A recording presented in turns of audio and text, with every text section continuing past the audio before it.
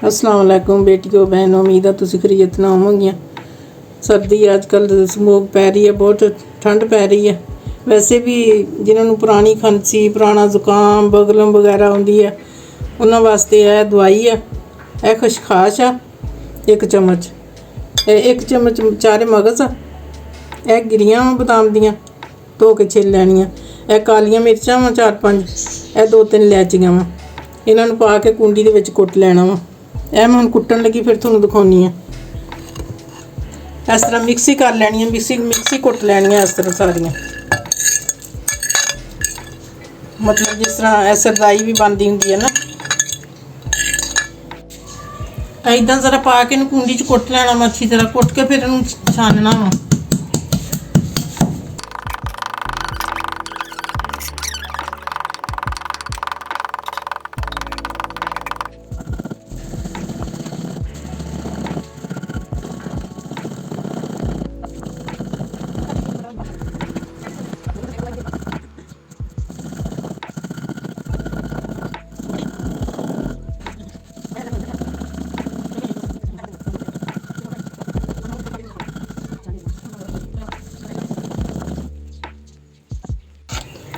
इस तरह ना दुध ही पा के दुध दोबारा इन्हूं छान लवो। दुध पा के अगर पानी पाओ ना तो पानी नाल फिर ज़्यादा पतली जी हो जाती है। इस तरह पुरानी खांसी जिन्होंने बहुत ज़्यादा होवे, बगलम आउंदी होवे, यह देखो मैं पुन के दिखा रही हूँ तुहानूं। इस तरह पुन के कढ़ लो इनू।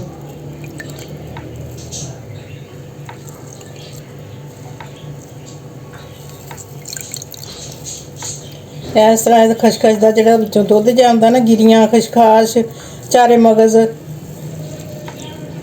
यह देखो यह गाढ़ा हो गया ना, निकलिया विचों। यह हुण इहनूं पका लैने आ। इन्ना घे पाउणा वा, देसी घे पाउणा वा। यह फिर इदां इहदे अंदर पा देना वा। सिर्फ 1 कप बनाउणा वा, जिन्ना बनाउणा चाहो बना लो, लेकिन मैं 1 कप की मकदार तुहानूं दिखाई है। ज़्यादा बनाना चाहो तो ज़्यादा भी बना सकते, लेकिन वो घुटनी बड़ी मुश्किल है। इन्नी हल्की जी चीनी पा दो।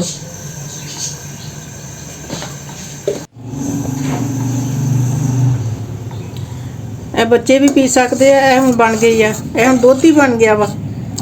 मतलब बहुत अच्छी है, ताकतवर भी होंगी, दिमाग नूं भी ताकत दिंदी है। तो वैसे भी ये खांसी नूं बहुत आराम इहदे नाल जल्दी आउंदा वा। बस 1 हफ्ता पी लो। पुरानी तो पुरानी खांसी बगलम नज़ला होवे जिद्दां पुराना, बस इहदे नाल ठीक हो जाता वा। यह देखो तैयार हो गई है। यह 1 कप बन गया वा। ये बहुत मज़े की बन जाती है।